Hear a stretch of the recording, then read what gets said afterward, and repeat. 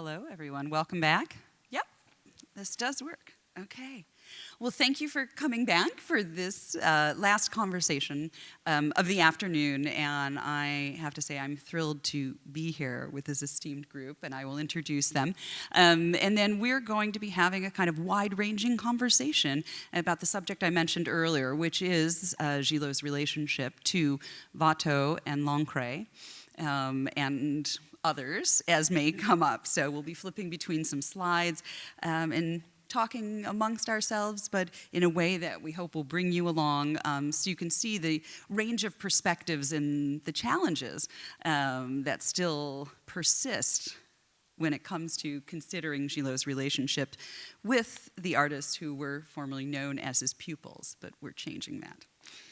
So I'd like to first introduce Martin Eidelberg. Give a wave. Martin taught art history at Rutgers for 38 years and retired in 2022, mere weeks after overseeing my dissertation defense. I drove you into retirement. His career has been divided between two principal interests. One is in Watteau and his circle, and his website of that name contains essays and a catalogue raisonné of paintings by the artist. The other is in American and European early 20th century ceramics. His donation of 150 works to the Met was recently celebrated in the exhibition Gifts from the Fire, and a second exhibition of his gifts of 75 European works will take place in 2025. So that's keeping you busy, but we'll steal you back today to have you focus on Watteau. Next, Mary Tavener Holmes, known to her friends as Tav, is an independent scholar and curator. She is a specialist in 18th century European art, especially that of Nicolas Lancret, who was the subject of her PhD thesis at the Institute of Fine Arts. She's currently finishing a book titled In Conversation, Intention and Innovation in 18th Century Display with Christophe Vogter, and has produced many of the essential works on Lancret, including 2014's De Watteau à Fragonard, Les Fêtes Galantes, at the Musée Jacquemart-André, also with Christophe Vogter, and the Lancret and Lajou sections in the catalogue of paintings belonging to Frederick II of Prussia. Also produced a little gem of a catalogue for the Getty on Nicolas Lancret's Dance Before a Fountain, and a monographic exhibition on Lancret that started it all, which was held at the Frick Collection in the Kimball Museum in 1991. And I would be remiss to fail to mention that she's also written 3 children's books, one of them featuring the giraffe in the Morgan's Nicolas Huet watercolor. So everyone's got multiple areas here. Alan Wintermute is senior consultant in Old Master paintings at Christie's and someone who has had a long career looking very closely at 18th century art. Alan curated the exhibition Watteau and His World, French Drawing from 1700 to 1750, which was held at the Frick Collection and the National Gallery of Canada in 2000. That show first brought Gillot to the attention of audiences in New York. He is currently preparing a catalogue raisonné of Watteau's paintings. I would also like to thank Alan very personally for asking me shortly after Colin was appointed director how come I had never organized a Gillot exhibition, and then encouraging me to ask again. So really, Alan, we have you to thank for so much of what's happening right now.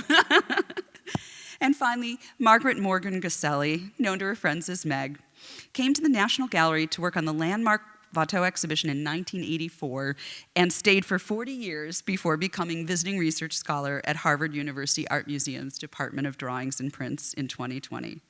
Within her broader focus on French drawings from the 16th through the 19th centuries, she has published extensively on the drawings of Watteau and Lancret, and it has been wonderful to look closely with her at the works from both the National Gallery and Harvard in the exhibition. So I couldn't be better equipped with a team of experts to dive into some of the questions about Gillot and Watteau. So I think from our conversations, we're sort of all in agreement that the Bacchanal, I mean, everything's very qualified, yeah, that the Bacchanal, Carnival, and theater subjects are among Gillot's early works. We have several examples of these genres executed by Gillot before 1705, and presumably the novelty of these subjects. And let me just first put up Gillot and Watteau so you can see these two bright young men together. There we go, some Bacchanal subjects. So the novelty of these subjects that Gillot is doing early in his career before 1705 must have been what drew Watteau to work with Gillot. And so what I want to talk about first is what are the most Gillotesque aspects of Watteau's early works. At this moment where you see Watteau being drawn to work with Gillot, what is it about Gillot that is particularly appealing? And I think, let's see where we have to start. Meg, I think we have yeah, exactly, a couple early things. First of all, the problem of Gillot and Watteau in Watteau's early years is extremely fraught. Distinguishing between the two artists, even in their own times, was said to be very difficult. One couldn't tell one from the other. So 300 years later, it makes it rather difficult to distinguish between their hands. And as I was looking at the catalogue raisonné of Watteau's drawings the other day, as I was thinking about Gillot and Watteau, I went through, the first 125 drawings, and thought, wow, what a mess. I have no sense of what Watteau is. I believe there are Gillot drawings in the mix. There are drawings by other hands as well. So what we're dealing with right off the bat with Watteau and Gillot is a very difficult and thorny and very unclear situation. I think we all agree with that in any case. And we have these two drawings, 2 of 3 that are at Darmstadt at the Hessisches Landesmuseum, one of which bears an inscription, Gillot, in quite a convincing handwriting. We see this on a number of drawings attributed to Gillot. So the question is it by Gillot? Can we use that as an indication of what Gillot himself is doing? Well, at the moment, all 3 of the Darmstadt drawings are included in the Watteau catalogue raisonné as Watteau. So right off the bat, what are we looking at? To go back to the original question, what was it that attracted Watteau to Gillot's studio? I wish we knew. I wish Watteau had told us, but he didn't. But I imagine that the spirit, the theater, the irreverence, perhaps also, of the Bacchanals, the lightness and vivacity of touch, especially in the drawings, because this was an artist at this moment who was learning to draw, mainly, more than maybe work in paints. Hard to know, because we don't know.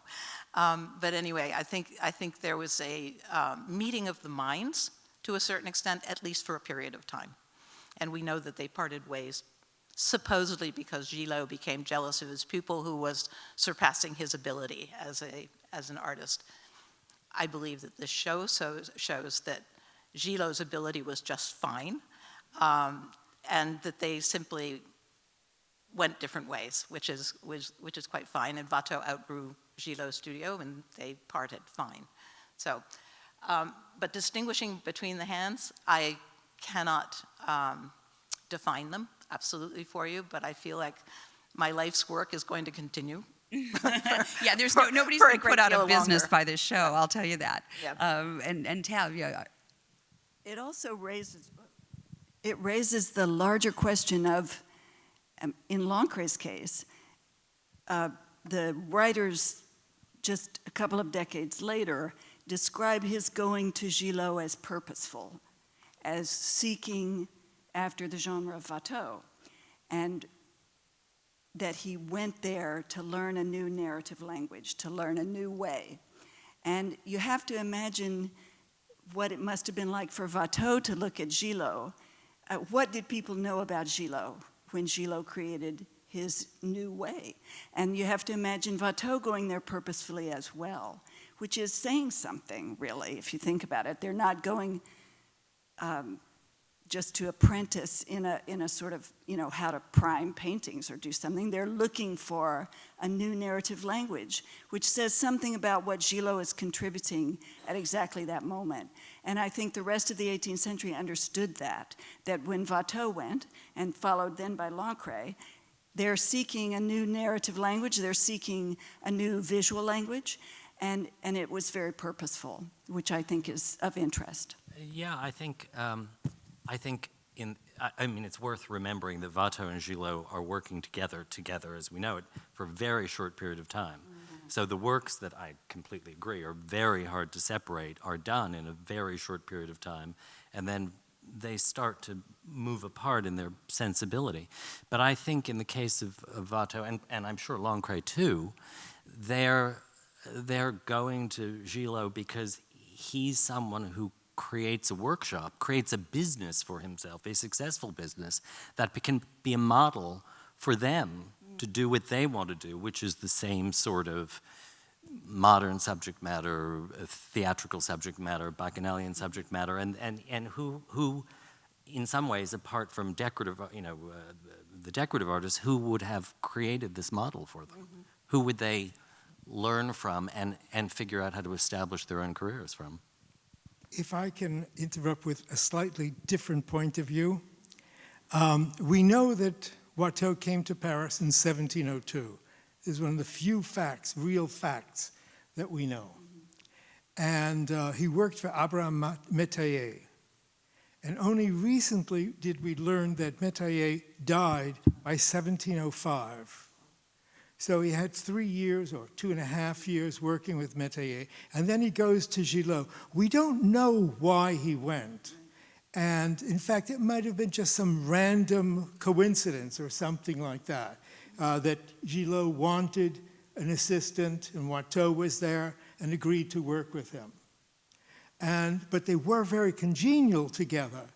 And in fact, there's been this mention of ultimately they parted ways because they were so different. But in fact, the contemporaries say that no, they were of one mind. And then they say something very curious, which is they were so close to each other that they couldn't stand each other. And that's the reason that they parted. It's rivalry. Maybe not rivalry even. One doesn't really know. And what worries me in scholarship is that people interject what they think happened when we just don't know. They split. That's all that we do know. If I can go a little further, you say, well, what is there between early Watteau and Gillot? And that presumes that that's where the relationship is and that there wasn't still a continued influence later in life. And so, if I can borrow your numbers. Well, we know the relationship continues to some degree because, I think one of the points made when we were discussing this the other day is how much can you trust sources? Because, there are people who had direct knowledge, but there's also people who want to tell a yarn and are falling into narrative tropes about, how these relationships worked and the dramatic endings of them. And that with Gillot and Watteau and Mariette's comments about, Watteau sort of imitating Gillot's taste for certain genres, certain subjects. I think, yes, we don't have anything in Watteau's own handwriting, but I think it's fair to conclude that the novelty of Gillot's invention and work in these genres must have had some pull for anyone who came to his studio. Oh, absolutely. Now, if we could go to slide number 18. Ooh. You are deep into that. Oh my God! Well, can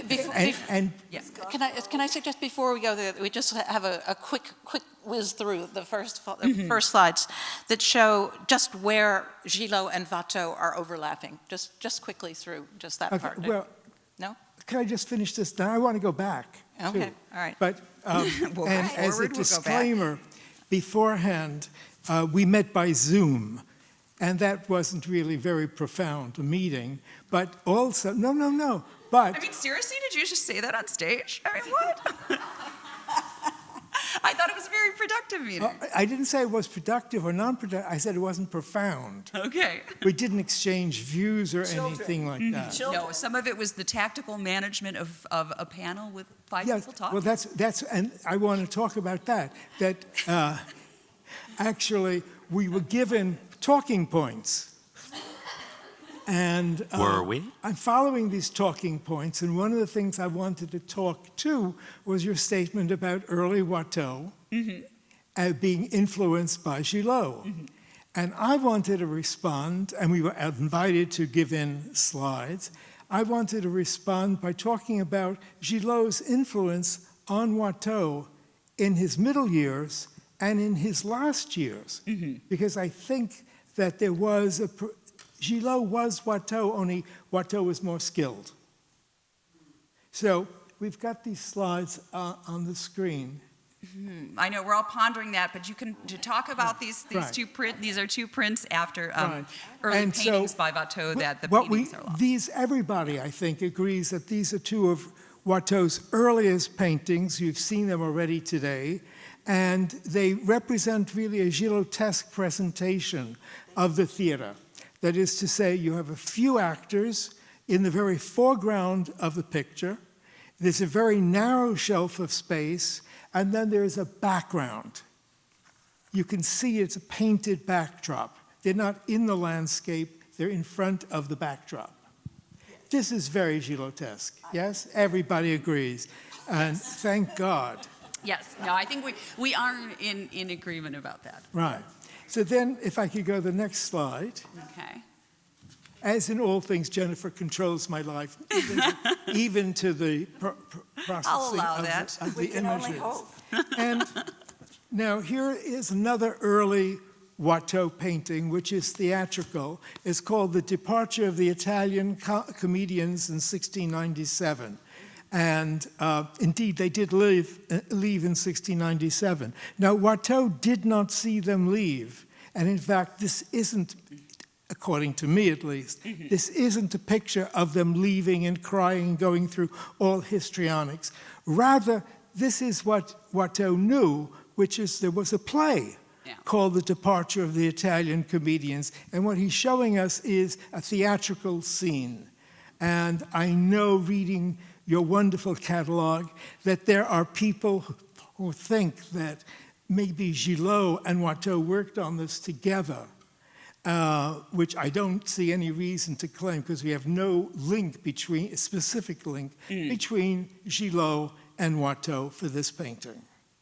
Yeah, I mean, we don't have the painting, And the but painting you know, doesn't exist, yeah, so. we don't have the painting, but there's so many elements indeed of it that are and characters who are very typical and close to Gillot. Well, what they show is the Yeah. actual poses struck by the comedians Yeah. rather than Gillot's pose. It's their You know, pose. in part, I think also, when you look at the setting and the way it's conceived, I do see The way backdrops were arranged. well, in the the backdrop, theater. the way the figures are placed in space. Yeah. I mean, and I think this, again, the depiction from the play. I mean, if it's in 1710, yes, certainly this is a time where he's producing this. Yeah. Apart from that, but So- the idea of depicting scenes from plays, because I think what we see early on is this more literal Watteau, which is what we're sort of seeing here, something more of a scene. And Gillot is very committed to depicting actual scenes, whereas things become more Well,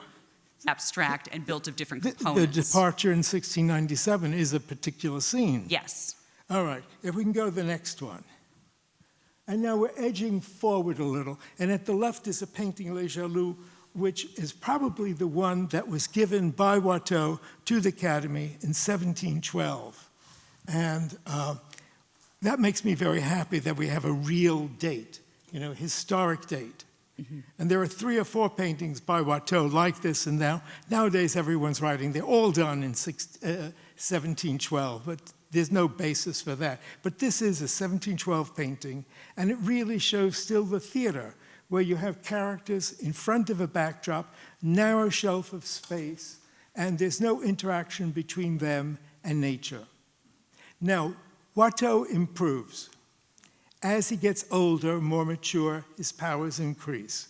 And at the right is a painting now in Frankfurt, showing a scene from a play called The Three Cousins, in which three young girls are urged to go to Cythera, where you won't come back without a lover. And at the right, you see them reluctantly, all three of them, inching forward. You have to imagine the other people singing, you know, go, go, go to Cythera, you'll come back with a man. And it still is essentially that kind of theatrical representation. A horizontal shelf of space, a backdrop, and the actors. Now, it's not commedia dell'arte, but it's more popular theater. And it's moving away from the theater. I mean, the landscape is more of a real landscape than a backdrop, and there are flying putti and naked children and things that would not be strictly speaking. It's in the not theater. strictly speaking, but it's still very theatrical. It's still theatrical. Very theatrical. Now this continues. Can we go to the next? There it is. And there we are. At the right is a painting in Berlin, which everyone knows and admires. There are two pendant paintings, Love in the French Theater, Love in the Italian Theater. And like Gillot, the one of Love in the French Theater at the right, the characters are dressed in purely theatrical costumes. They have props, and you can almost feel the presence in the theater itself, though it's, again, more skillfully done, and the figures do seem to be in a landscape that there is a merger of landscape and theater. At the left is a painting which hasn't survived, but was engraved in the Julian corpus of the engravings, 2 volumes of engravings after Watteau, which was in itself a very unheard of, first of its kind. And in this, again, it is the theater. You can see them coming almost on the stage. You have the heroine weeping and so on. And it's a kind of stage idea. Women are always crying. All the heroines are always crying in all these shows. And that's true in Gillot, and it's true in Watteau. Okay, I'm going through these quickly. I hope, yes, we need, because it needs to be a conversation. So, yes. Next, which is Watteau's most famous painting, which is really now an evolution of the Ile de Citer in Frankfurt. Only now it's become more and more a painting of events in landscape and not on the theater stage. And, okay, last in this.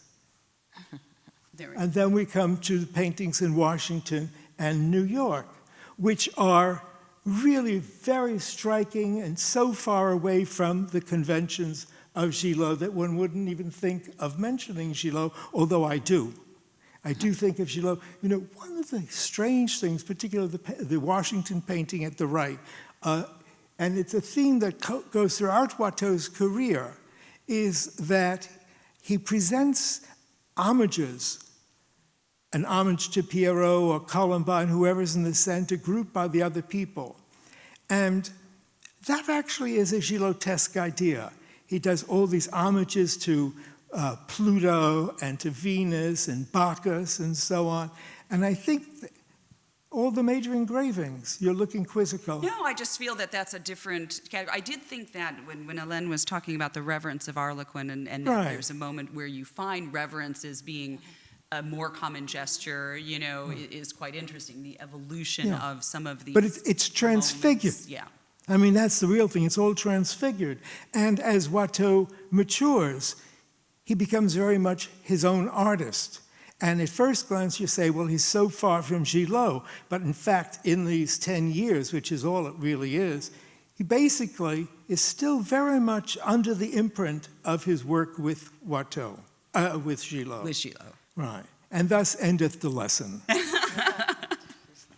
But what is of interest there also, though, is when, by the time Lancret comes along, whenever exactly that is, he goes into Gillot's shop, but it's really, at least from the very few paintings we have that are early enough to talk about, it's really Watteau that he's looking at.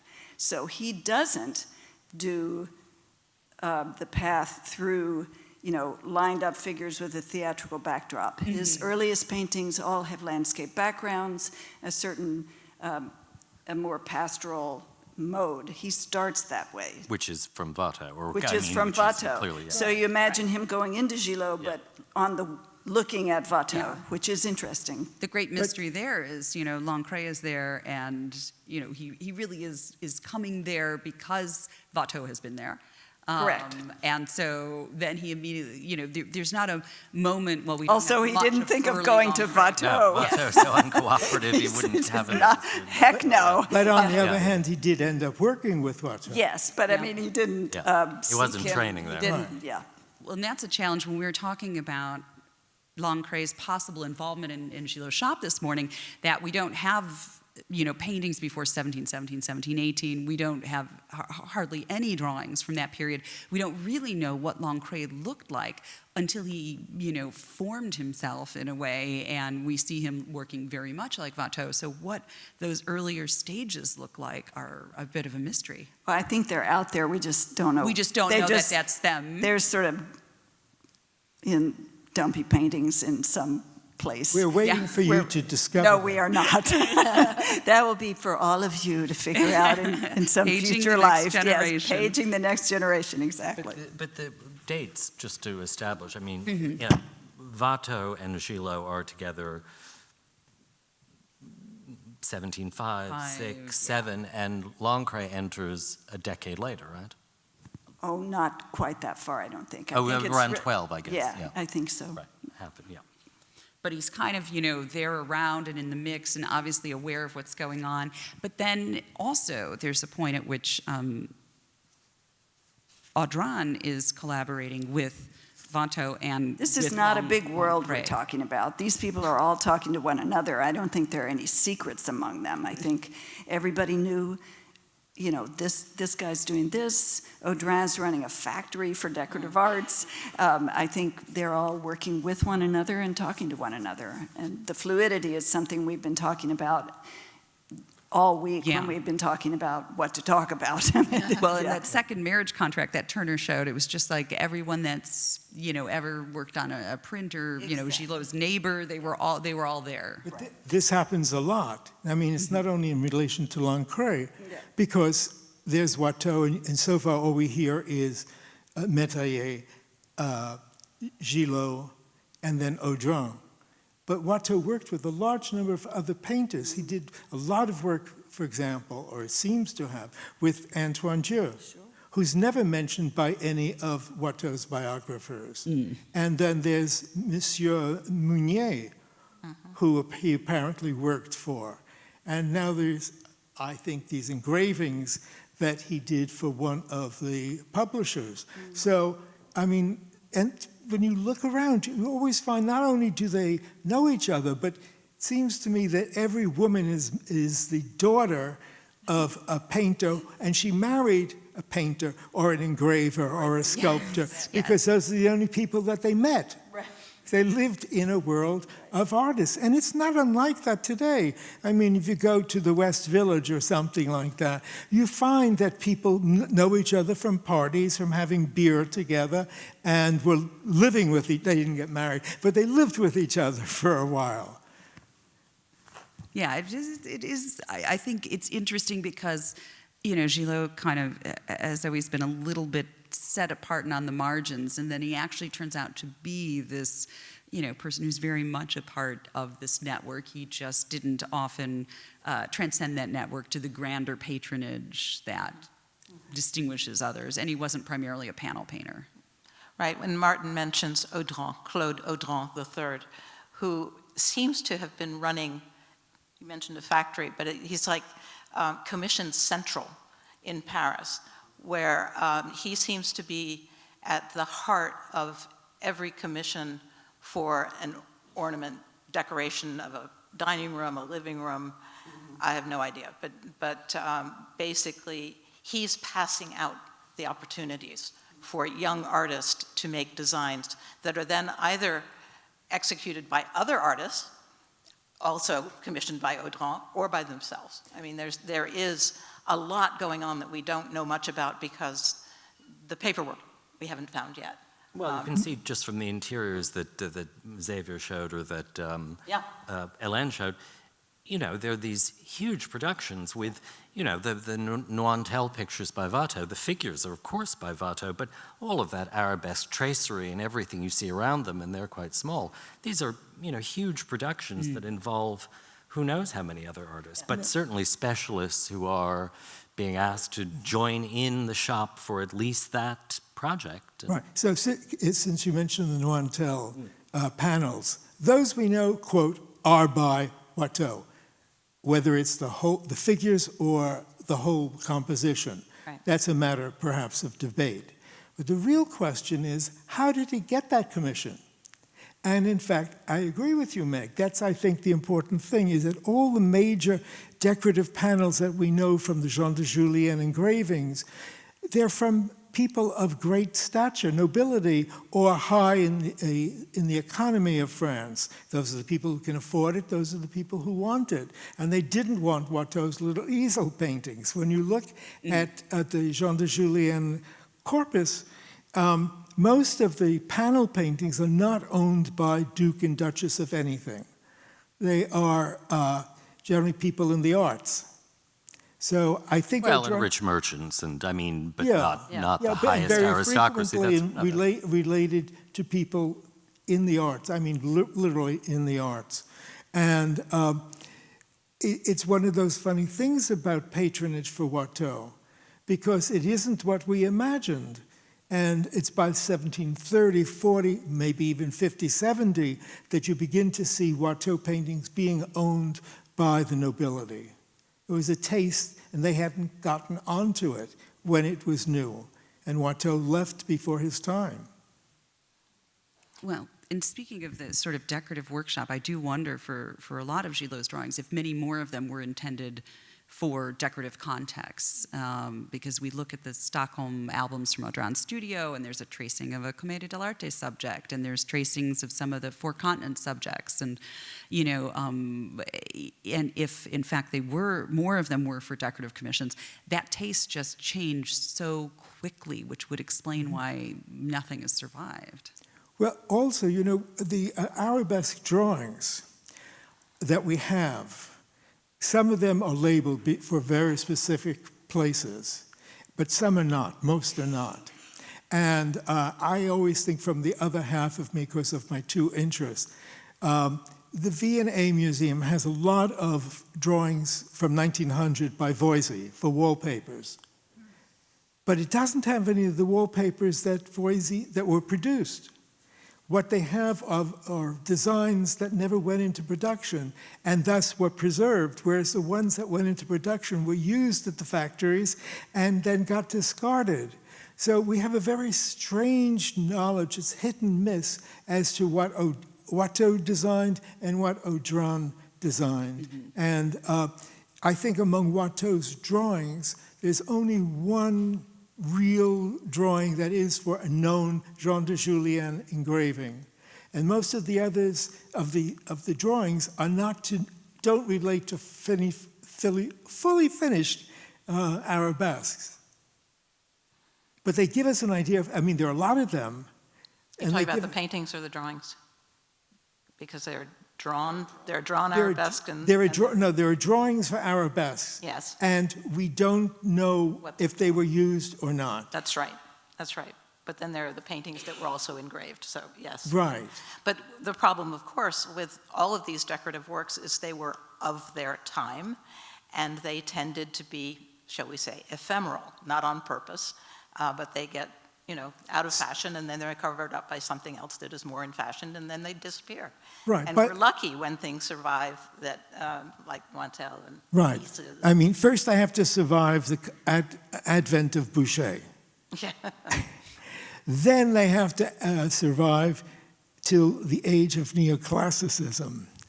Then they have to survive the revolution. Yeah, it's all true. And you have to hope the walls are still standing by the time of the revolution. And a lot of, I mean, that's Gillot's fate. Even for a few projects that have been identified, of course, the buildings have been destroyed. So, you know, the chance of having something preserved. That's not to say we might not be surprised, because some things, you know, some of Watteau's decorative work has surfaced only recently.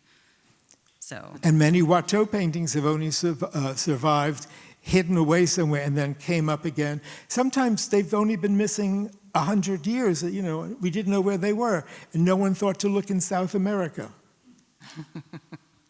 so pivoting a little bit to think about these two artists, you know, working together, we've tried to change the vocabulary we're using around this. So a lot of the whole, you know, topos is master pupil, and then, you know, Gillot, Watteau was, you know, Gillot's pupil, and Gillot was his first master. And this, you know, we find this in contemporary sources, and then we've been using this language, but more and more, it seems our understanding is changing that. So how do we find a new way to talk about this role, and what do we, you know, what would you say, if we just go down the road, Meg, how would you describe that relationship between Gillot and Watteau during, say, 1705 to 1709? 1705, he's 21 years old. He's had, as you noted, training of a sort up to a point. I think he would likely enter into Gillot's studio on a trial basis, on both parts to start with. And I doubt that at the very start he was considered an equal. I think he was very definitely on a lower scale to start. And he was 10 years younger. And he is 10 years younger, absolutely. But I mean, but he's an adult. I mean, he's not a kid.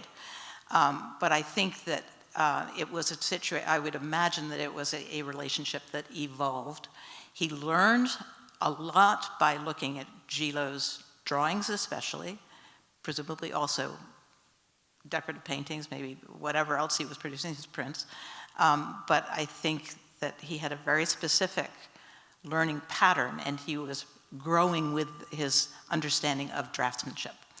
And I think that's what he learned there. And whether they were collaborating on, you know, paintings or actual projects, ornamental, whatever, who knows? Mm-hmm. Who knows? We have no evidence. But that a kind of relationship of, I come pretty close to calling it master-pupil, because he is learning from Gillot's drawings. And he is drawings, I mean, we have, you know, lots of overlap in the first slides. He is learning from Gillot in that instance, and then when he takes from it, he runs with it. He goes, and then goes on to Audran, mm-hmm. and that relationship probably is more of a general shop assistant, because at that point, that's what Audran is cultivating. He is pushing out ornament, and so there's a very active workshop in place, and I imagine Watteau is one of many assistants in that instance. So I think the relationship between Watteau and Gillot, the Watteau and Audran, are different, and they develop differently. Okay. And the purpose is different. Yes.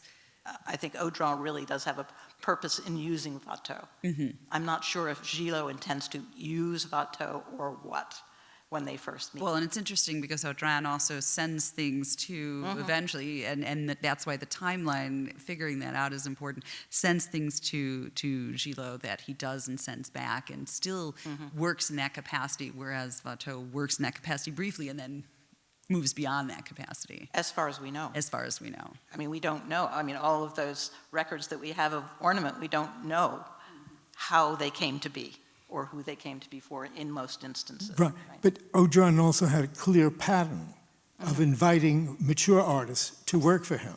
Yeah.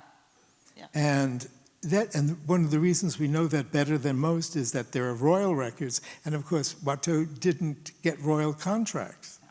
So, for example, the Meunier, is it Meunier? The Meunier painting that he did, yeah, of figures inside a church.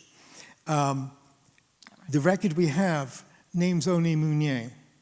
This is a painting that by an artist named Meunier, interior of a church with figures supposedly by Watteau. Not supposedly, yep, by an Watteau. architectural yes. painting with right. figures right. that with are figures added by Watteau. And Pater does it too, and Lancret yes, does it too well, from Meunier as well. And so Meunier had already worked for the court. He was a well-established painter, and Watteau basically isn't. He's nobody. Whether you call him an assistant or a pupil, he was nobody. And then when you follow the royal records for that painting. Somewhere in the middle of the century, Monet's name drops from the inventory, and it's a Watteau painting. And we'd be talking about it today, except the fact that it was on a ship that went down in the Mediterranean. So I think that the question isn't so much how he was called, whether he was called assistant or whether he was called pupil, or whether, as I think, there was a close sexual relationship between Gillot and Watteau, but which may account in part for their liking each other so much. The words are very curious and inscrutable, really, because you can't ask anybody. But I think what I would sort of agree exactly with what you were saying. I suspect that the relationship between Gillot and Watteau is different and has a different purpose than once he goes to Audran. I mean, as you alluded, these were not little kids. This was not a Renaissance shop where you were 12 years old and you were, given to the master to grind his paints. They were sort of already young but mature artists with training behind them. And I'm sure that with Gillot, it is a much more of a sort of master pupil, master assistant situation. But with Audran, you get into a situation where he has his own special skill, and Audran has all of these artists who bring their own special skill to this project. And, exactly. And so famous painters. He made a specialty of famous painters, as well as hiring gilders and plasterers. I mean, all sorts of craftsmen and artists. And Tav, in terms of Lancret, where is he in 1708-ish? But we do have a little bit more, it has a little red herring aspect to it, but in 1723, the Mercure de France says that Lancret was the student of Gillot and an emulator of Watteau. And they use language that says that, and that's about a decade after we think he went. But this word emulator, emule, exactly. Yeah. I mean, it means pupil. Right. So, but I don't think you can lay much weight on that evidence, given the fact that you actually stopped me, didn't you? I did. Stop stopping me. Thank you very much. I had more to say. I think it's a red herring, and I think then that red herring gets picked up in the middle of the century by Desalliés and other people describing their relationship. I think it is like Watteau. Lancret went as a trained artist. By the time he gets to Gillot, he's got to be 21, I think, maybe 22. He's already worked with the drawing master. He's worked with Pierre Dulin. He probably worked with his uncle, who was a printmaker. So he's a trained person, I think. And we've seen, indications are, at least to me, that he went to Gillot purposefully to learn the manner of Watteau, which suggests an apprenticeship relationship with Gillot. But like so many of us, you can start somewhere as a student and quickly become a collaborator, an assistant within, who knows how long. I don't know how long he was there. I doubt very much he was there in the same capacity all along. And so I think it's something, I think he went as an apprentice. Yes, I do think that. But I think it changed rapidly.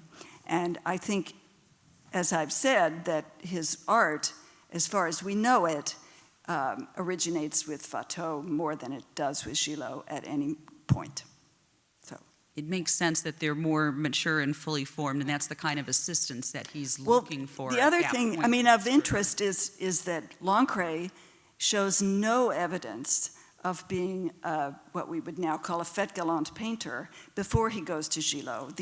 Pierre Dulin is a Charles Lebrun wannabe kind of guy, and there's no and then Lancret is already in school at the Academy by 1708, so he's already on a path, and it isn't this one.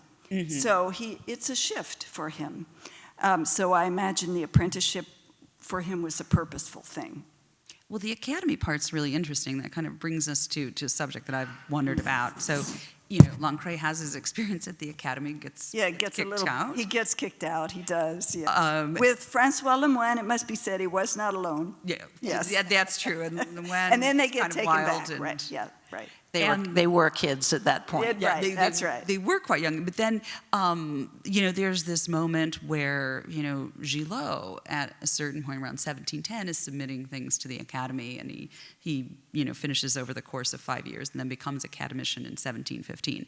And so that he's in Paris, an independent artist after leaving Cornet's shop when Cornet dies in 1695 for 15 years, right. and then makes this decision. And it's such an intriguing moment to sort of think, okay, and now I'm going to, submit these things, and we know it was a handful of paintings of different genres, including one that seems to be a theater scene, and he pursues that, and it's not long after that Watteau is also pursuing the Academy. How do you see the relationship between both of them, realizing at this point that the Academy is the path or a path? Well, I think, I was just No, going to go say, ahead. no, Yeah. I think the main reason later on in the century that artists want to be a part of the Academy, a key reason, is that they could exhibit in the salon. That wasn't the case during the years we're talking about. There weren't exhibitions, so it didn't help you really to sell things or to necessarily to make clients, but it had great prestige, and I suspect that for both Gillot and Watteau, being an academician would still be a feather in your cap that would persuade collectors, clients, people who would commission you to select you. I'm sure that must have had a lot to do with it. I mean, you could also train, and there were models, but I think it must surely have been mostly prestige. Neither of them races very hard, very quickly to become full members of the Academy. It takes Gillot and Watteau both about 5 years before they finally submit their reception piece. So they weren't desperate to be full members, but I think they were probably very happy to be able to say, we are part of the august Royal Academy. It is interesting that Gillot does not become a full member of the Academy until he's 42 years old. Yeah. No, which is actually pretty superannuated, isn't it, for most of them? But having observed many graduate students who decide that they're going to be a doctor, some of them start in their 30s and even later. And you'd think, okay, well, age, allow older people to do it. That's not a problem. But then they study for their exams, and luckily they pass their exams, and then they don't produce anything. And then you say, well, Sally, you've been at this now 3 years, you haven't even produced the draft of chapter 1. I'm going to do it, but the house needs painting. And it goes on, and some students leave so many years between the time that they first enroll in a graduate program and the time that if they actually write their thesis. And the same with books. I've got projects I know for books that I started a long time ago, which I haven't brought myself to finish. It wasn't quite the same situation. No, back but then both as far Gillot as and Watteau are producing a great deal during these years. I mean, we Yeah, know. but- I mean, Watteau's virtually his But whole production is during did they put absolute emphasis upon becoming a member of the Academy, or did they think about, we need another few leave because we need candles and bread? So your description in the catalog of Gillot's attendance, his contributions, his way of working at the Academy, it really struck me that the prestige factor seemed exceptionally important. The exhibition shows an artist willing to cast a net to absolutely every side of potential patronage, but his actual career path at the Academy seemed to be bored as a stump. I mean, he didn't do it. He was hardly ever showed up. He hardly ever went, which is He completely... went more than Watteau, though. He went more than Watteau. But Lancret wins the absolutely I'm the best student prize. I mean, Lancret went, And then after getting thrown out, it must be said, he's a resolute academician. He teaches at the academy. He rises to the highest level. He works there all his life. But Gillot does seem to have used it for something particular and then just pretty much not used it. Yeah. I mean, like Jennifer, a club. why do you think Gillot, with a well-established, long-established career, has wanted to Over be 40 years old. Yeah, no, you look at that point, and I think it's interesting, he's had this collaboration contact, assistant Watteau in his shop, and who's now, on the path to enter the academy and make a bit of a sensation around 1712-ish, right? And that Lancret, who was there but got kicked out, then comes to him. And I feel if you have these people coming to you, and there is this sense of status, and obviously he developed some quorum of paintings. I think probably, the prestige is part of it, and possibly also this ability to show and sell paintings, although we find him, and he kind of drifts away from that in the Regency and ends up doing many more book projects and costume projects and, other sorts of, and a lot, I think his decorative work really ramps up at that point. But do people say nasty things about his reception piece? Absolutely. Do they? Okay. Because Nobody's seen it though. Nobody's seen it though except Hélène. Hélène saw it. Hélène Meyer made the pilgrimage to the church in Corrèze, where it's placed very high up. That's a blessing in disguise. Martin tried to tell me disguise. not to reproduce it in the catalog. It's not a work that shows his skills to their best advantage. No, because he chose to do a history painting, a religious painting. He wanted to be accepted at the highest level of the Academy production.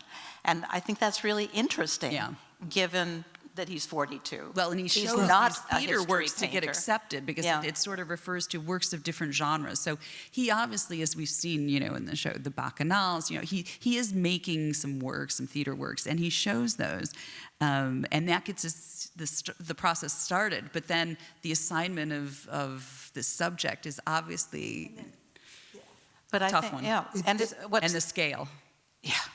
Yes, He chose a hackneyed subject, which had been painted by many painters that were much better. I can't entirely speak that, but I do know that Hélène has done a lot of looking in, and the Louvre exhibition and catalog will show, into the religious subjects, and that he actually is kind of at the forefront of Christological thought. Well, there are all these illustrations of the life of Christ that he does at the end, toward the end. It is a traditional subject. It's not the part of his work we like, but there's quite a big religious component to it. his. Inventive and bringing a new sense. Yeah, later. At the end. Yeah. But I want to say about Watteau and the Academy, just because it is a little bit different. He's initially accepted in 1712, given the right to apply for full membership.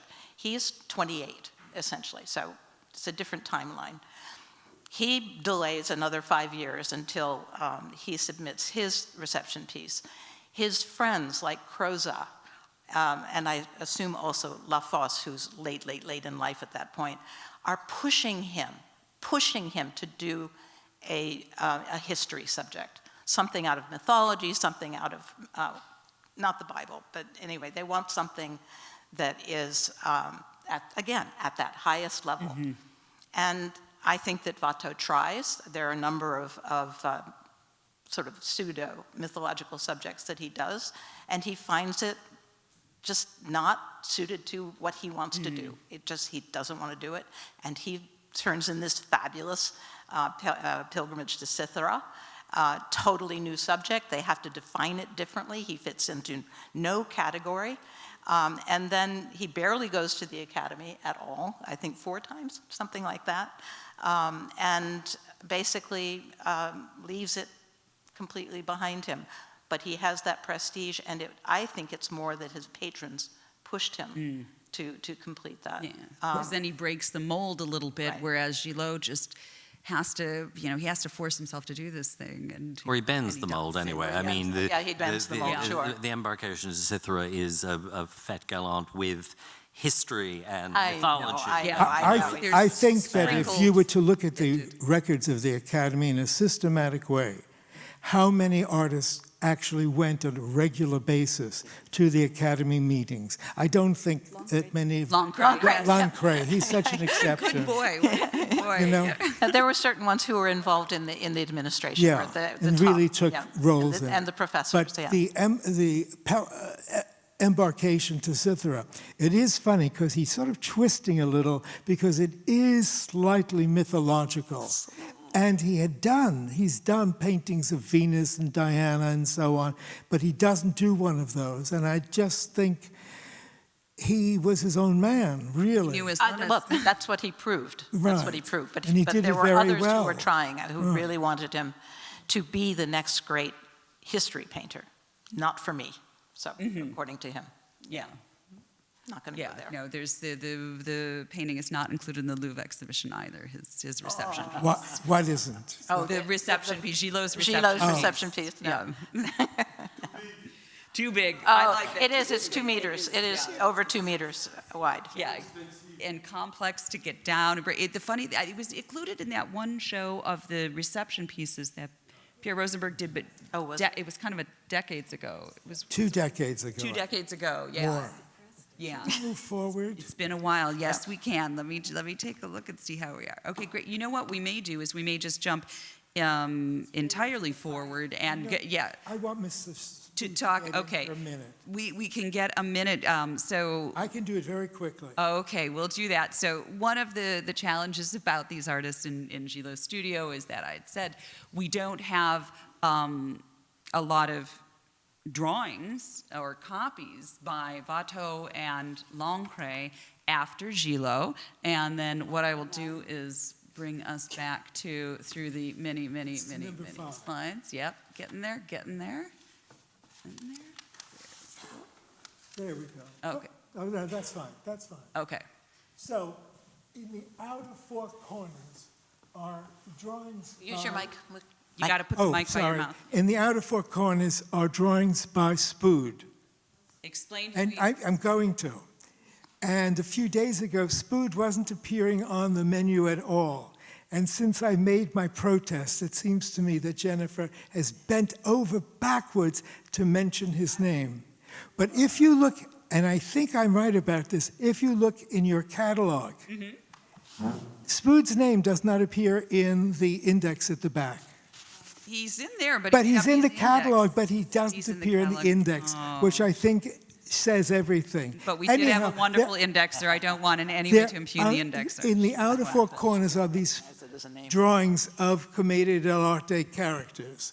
And they belong to a series of now 45 drawings, all clearly by the one hand. When they were brought together, there were only 8 of them that were known. They were published by Parker and Mattei as being by Watteau. And at some point, I guess I was working on drawings not by Watteau in that catalog and had the gall to publish these. And I said, they're by Gillot. Oh, there she goes. Well, the second time I published them, I knew they weren't Gillot. I had by then seen many more Gillot drawings. And I said, circle of Gillot. So a third time came around 2020, and I knew the answer. They're drawings by Jean-Jacques Spood, written S-P-O-E-D-E. And he was a Flemish artist born in Antwerp who came to Paris shortly before Watteau did. And Spood is acknowledged in one of the Watteau biographies because it was Spood who helped Watteau sell one of his paintings so that he could get money to go back to Valenciennes, as we now know, in 1710. Now, what are those Spood drawings? Oh, and how do we know they're Spood? One of them... Short version. I'll shorten you. We know they're Spood because one of them is signed. It came up for sale at an auction, and it was labeled Spood. And you know, no one would put the name Spood on these drawings. It didn't help them one bit. And since then, of course, what I discovered was that several of these drawings corresponded to figures in Spood paintings. So that was very important to me.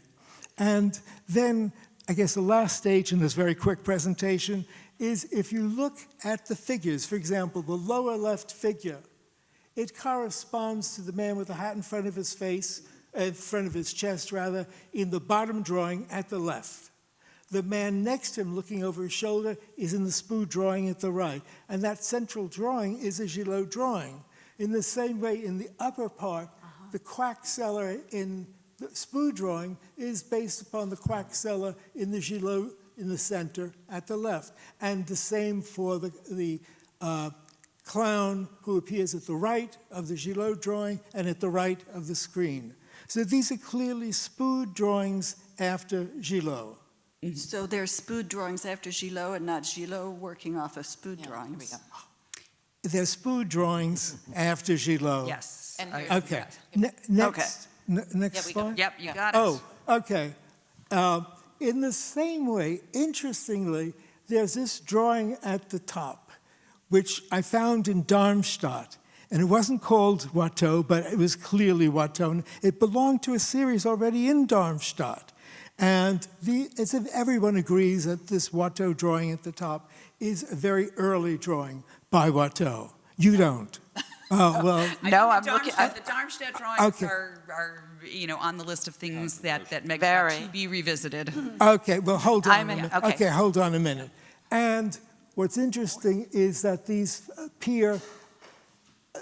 they're based on Gillot, they're based upon drawings. The same characters appear in Spood's paintings. So Spood copied Gillot. And what I'm theorizing is that Watteau copied the same Gillot drawings. Okay. But we don't happen to have exact one-to-one correspondences, but it follows as the ninth the day.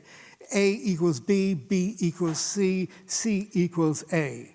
Now, if you don't think, wait 1 minute, if you don't think that the drawing at the top is by Watteau, how do you explain that Quillard, Watteau's pupil, who copied Watteau's drawings, copied that drawing? It is a lot more complicated than that. Well, first of all, you... and why? And okay, we have versions and versions and versions, and we don't have a lot of things.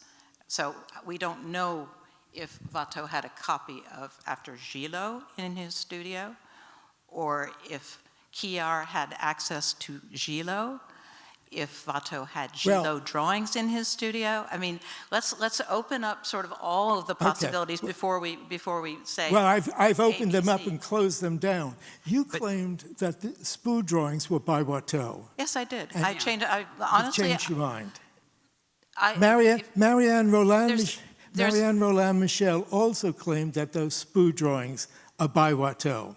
Yes, And- yes. So let me respond to that, which is that scholarship and knowledge is a constantly evolving thing, and when the information changes, you adapt and change your mind. Absolutely. And I do that. But I Okay. think that what it also shows, what all of this shows, is that there is this very complicated network of Yes. relationships we know nothing about, involving Gillot, Watteau, Spood, I would say, but Spood. all of these Spood, but all of these various artists who are probably copying each other and looking at each other, and it becomes very difficult to disentangle and always assert who's first or last or. Absolutely, and there's also the problem of not enough surviving material. But sometimes there's very good evidence, and it's a logical, simple explanation, rather than Never simple. well, Yeah. relatively simple. I think the fact that we don't. And in that there are 45 or 46, we just found another one the other day.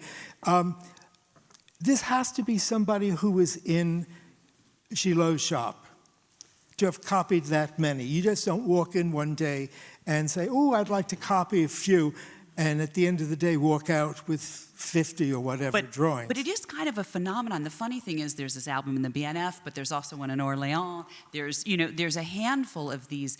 albums of these red chalk figure studies, by different hands, but of costume characters. So there comes sort of a phenomenon that's not that different from the print phenomenon of these, character prints, where you have copies being made. And so I think there's also a broader context for whatever is driving the creation of large numbers and series of these drawings that are then kept together.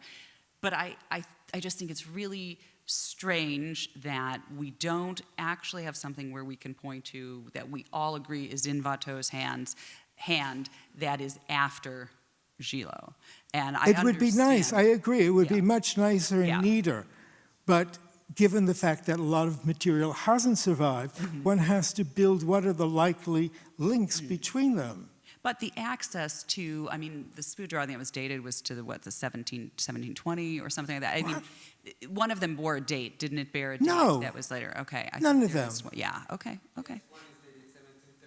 Yeah, I remembered it had a later date. So one of them is dated quite later. Oh. But but anyway, you have this group, and the question really becomes the accessibility of Gillot's drawings to some degree, because also this weird thing happens that not a lot of them seem to go out into the world. So yes, it could be in his studio, but also when you get to the end of his life in his estate, and suddenly it fuels this whole production mill with the etched plates and with the drawings by Audran and Ukier, and they really do have this continued life based on the access that people had to the studio contents in the 1720s. Well, with Rubens, there are 2 volumes, I think, in Copenhagen after Rubens, done by an assistant. And he writes on some of the drawings, oh, I did this, and I think it came out very well. And it's very clear that he was sitting there in the studio, working probably after hours, emulating Rubens. And they are very good drawings, by the way. Now, Spood was not a very wonderful draftsman. And I've never made great claims for his drawings, nor for his paintings. Yes. But nonetheless, he ultimately was a painter. In fact, became, ironically, a painter of note because he headed the Academy of St. Luc in Paris. But we have Watteau drawings copying Vleugel's drawings. And we have Vleugel's copying Watteau drawings. I mean, clearly the people did copy each other. Yeah.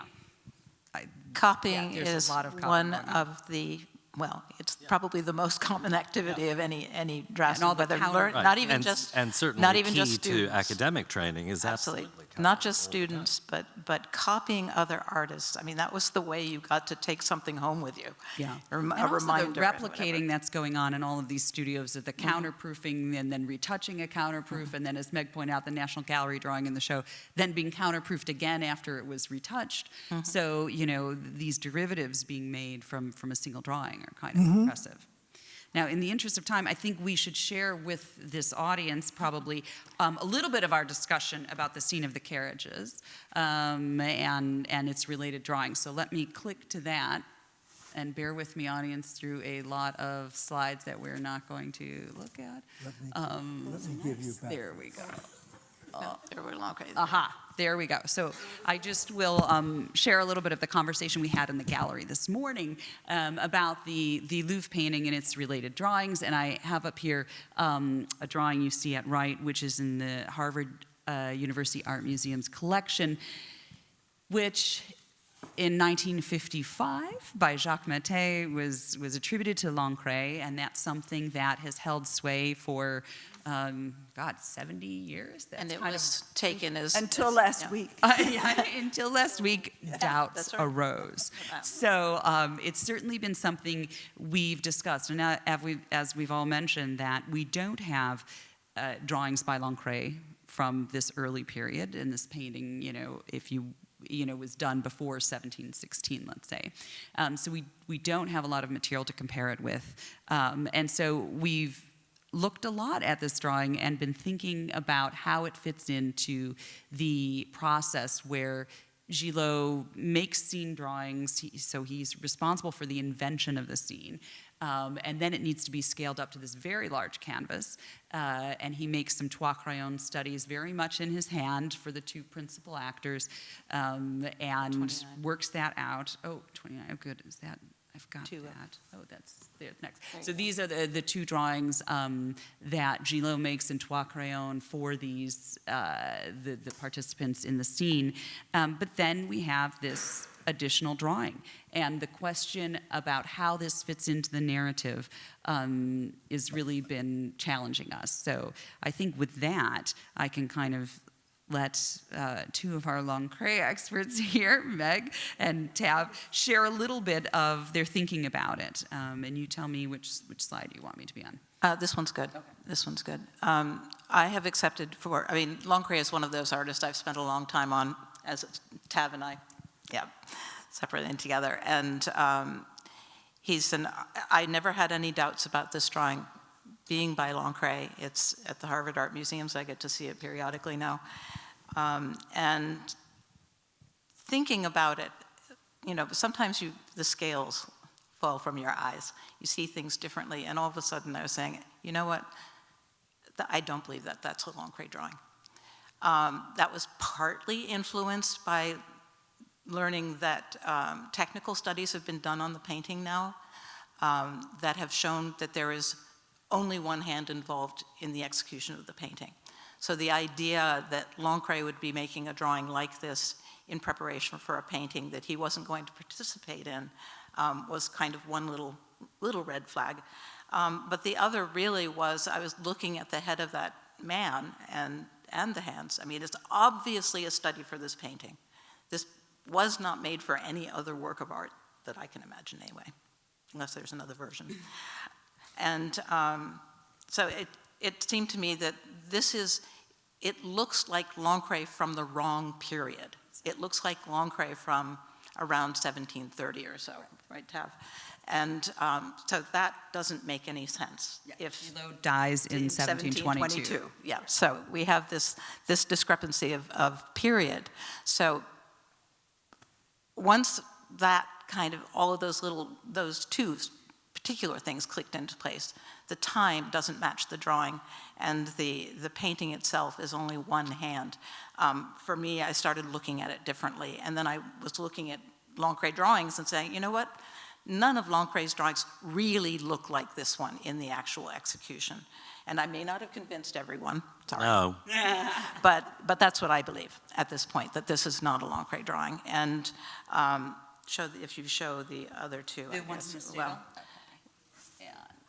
these are Lancret drawings. Yeah, and these are two drawings in the Stadel in Frankfurt. The one at the right, Mate, erroneously associated also with the carriages, but then that got sort of disassociated with Because it. of the hands. Yeah, because of the hands. Yeah. In any case, then the question was, is this the same hand as the other two drawings that are related to the painting? And I'm seeing them together for the first time, as most people are. And I can see it work because you have different purposes for the drawings. Do you want to put the other ones up? Yeah. 29. Yeah, and there is a certain fineness in the execution of these studies that I think is not unlike. It's not incompatible with the study drawing. Often when artists are drawing studies of particular details, the handling is just a little bit different from when they do something that is a full figure or whatever, but neither here nor there. That is a more difficult kind of conversation. But then you have the conversation, which we didn't really broach completely this morning, but maybe we did to a point, was, are any of them by Gillot? And that's a real sort of... We broached that with some of the paintings, for sure, but we didn't get to all the drawings. Right. Are any of the drawings by Gillot? So in the case of Lancret, basically what she said. If the person who made the drawing in Harvard has to be standing in the room when the model is there and the painting was being imagined, and so that painting is from the middle of the 10s, and it's not Lancret, because I think that's a drawing, the touch of which is reminiscent of Lancret far later. So I think you're exactly right. I accept the other drawings, but I'm basically accepting them I have so far, too. because of the Yeah. kind of context in which we're seeing them. I mean, unless you think the paintings aren't by Gillot, Well, something Yeah. involved in This this is- has this to be is- by By Gillot. Gillot. Yeah, I mean, Otherwise, first of all, yeah, the nothing Commedia has dell'arte anything to do with seems Gillot. 100%. In and that I feel case- these, for In me, that are case, also- I would say I think that the Harvard drawing is by Gillot. That would be how I would come down on this. Yeah. I must say that I cannot see at all. It doesn't look like anything else by Gillot that we know of. I think it looks to a certain degree like the other drawings that are around it. I find, like Alan, I don't see anything specifically Gillotesque in the Harvard drawing. But if it's not by Gillot, which it doesn't seem to be, and if it's contested whether it's by Lancret, then the next possibility or probability is it's by yet someone else. Right. But it reopens this issue of how did these artists work together? Right. Well, how did they okay. collaborate, Now, or what did they do when they were creating? Before I go, I want to ask a question. How do you date Watteau's portrait of Antoine de la Roque? Which is not here. I have up here. No, okay. How do you date it? I don't, but I'm going to defer to anybody else who does. Well, because you say there's nothing by Lancret prior to 1719, but that Lancret drawing, No, I said, yeah. how do yeah, you no, date right. that? Yeah. But it may be around then, right? Yes, I mean, yes, yeah, but- but yeah, no, I'm Right. Now, and we're here's the- together. and on this. I here's the- would disagree that we don't have anything by Lancret before 1719. I think Yeah. we do. And I think that this isn't where we need to put all of that, but there have been a number of paintings that especially Martin has put into that period, but also Yeah. the one that I suggested to you. And there are other drawings, and the, Yeah, and I and have the that painting. Rue de Condé decorative ceiling, And there's, by all accounts, is before that. yeah.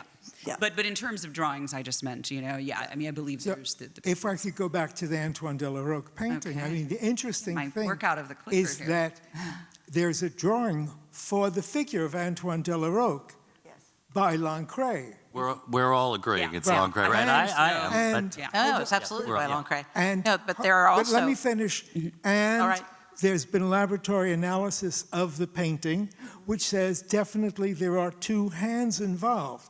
So here you have an artist, Watteau, letting his pupil, assistant, or whatever you want to call him, in the studio paint the face of your own good friend. Well, draws the model anyway. I mean, the drawing is No, Lancret. the drawing, and it's but also the painting. The painting has, they say it has two, they well, say it has two well, hands, I don't but, know. you know, we have that. There is certainly this technical analysis that's now been Right. done. But as we know, it's engraved for the Rocco Julien as A Watteau. Watteau. Right. He must have had something to do with it. Can I, okay, Yeah. can I? I mean, yes. So Well, it's we either- don't well, know okay, the it's degree, either maybe, but Either Watteau painted the head or Watteau painted the body. figure, yeah.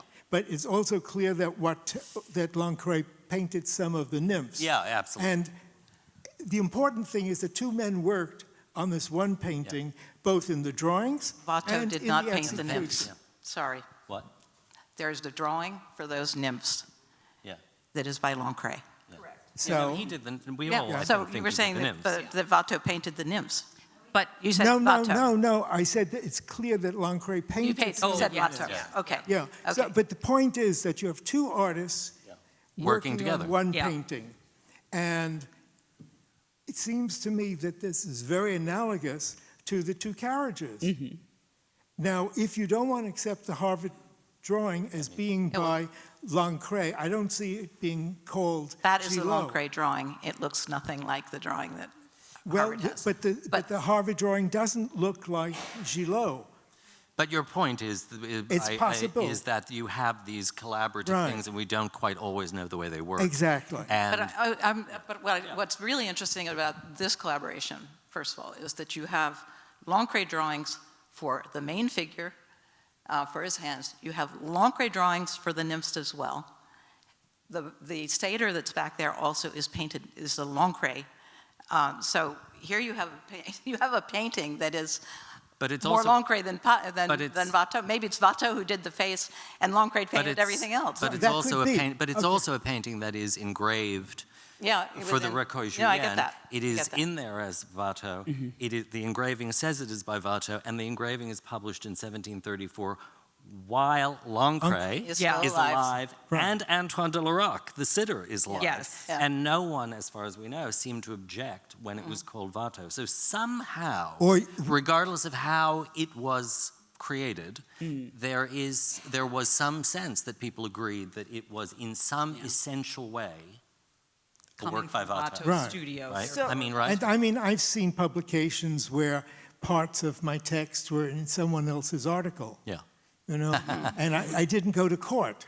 And we live in a litigious world where people do, that song is mine. Right. No, that song is mine. Right. In the 18th century, I don't think that even if Lancret had objected, what could he do? What recourse did he have? Yeah, but Julien, Antoine de Larac, Lancret, they're all alive. They would have known. Well, they might have decided to suppress part of it Well, they might. and said, don't worry, Nick, we know you did it when you were young, but you've gone on. But it came out of Watteau Studio. But Well, I actually think a more likely scenario is, the Techne article is quite specific, in fact. This isn't a muddy water we're talking about here. It's quite specific. The face of Larac is by Watteau, according to the Techne article, which was the fruit of extensive conservation, and a good bit of the rest of it is by Lancret, and there's yet a third hand in the corner in the landscape. But in my mind, Larac and Lancret would be agreeable for it to go in the Recueil Julien as a Watteau. Everything going in the Recueil Julien was going in as a Watteau. If you wanted it to go in, which they manifestly did, it would go in as a Watteau. I don't think we have discussed. But you would have had to think of it as essentially somehow. Yes, the head. The head Essentially of the Watteau. The portrait of Larac is by Watteau. Right. But also, we've discussed extensively the collaborative nature. If the head is by Watteau, if the Recueil Julien is going to be all Watteau, there is simply no universe in which Lancret, a more junior person at that point, is going to object to that. Larac, his great friend, Watteau had painted his head. He's not going to object to that. So it just happens that way. I don't see another way, honestly, to That's what explain I'm that. agreeing with. Yeah. Good man. Great. And I just put this up. We'll sort of we'll end on this because I think we're almost at 5 o'clock. But just to show a collaboration that's not in this show, it'll be in the Louvre exhibition of this painting in Nantes that sort of marked the start of the 1984 Watteau exhibition that clearly has a level of collaboration where Gillot's invented the scene. He's made a series of drawings from this play. He's invented the scene, and it unfolds in the studio, and we have this sheet in Valenciennes by Watteau with the figures, and Gillot seems to kind of almost follow himself anyway, despite that, but the idea that, yes, drawings could be made without that person who made the drawing actually painting, or that person could be painting, but this is an activity that's happening in the studio. So, the relationship between having a drawing that is related to this and saying, it absolutely is preparatory, the person who made this drawing had to paint some of it, I think may not be. It could very well be something that the master is then looking at while this process is unfolding. But yes, collaboration is a great note to end on. And sometimes people take clumps of drawings off and make pastiches. Yes. Yeah. Yes. Well, I want to, first of all, thank my Our panelists collaboration. on this collaboration. We've all sort of separately had conversations about aspects of Gillot, but to have them together about Gillot and Lancret and Watteau has really been satisfying, and I hope so for our audience as well. And yes, thank you for staying with us till 5 o'clock, and thanks to our other speakers today. Thank you, Jennifer. And you're welcome. And the galleries will remain open for the next hour, so if we want to go upstairs and haggle over attributions a little bit more, we can do that in person in the gallery. Great. Thank you all so much. Thank you.